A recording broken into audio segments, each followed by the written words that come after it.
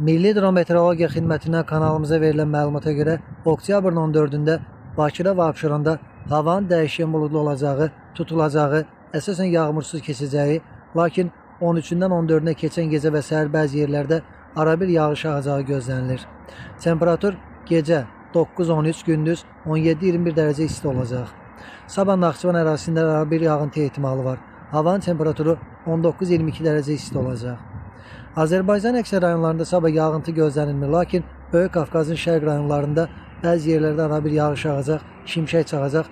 Ayrı-ayrı yerlərdə yağıntılar qısa müddətli, leysan xarakterli intensiv olacaq. Bəzi yerlərdə dolu düşəcək, yüksək dağlıq ərazilərdə sulu qar yağacaq. Havanın temperaturu gecə 7-11, gündüz 16-19 dərəcə isti, atmosfer təzyiqi isə 759 mm civə sütun olacaq. İstənilən hava şəraitində hər birinizə xoş əhval-ruhiyyə arzu edirik.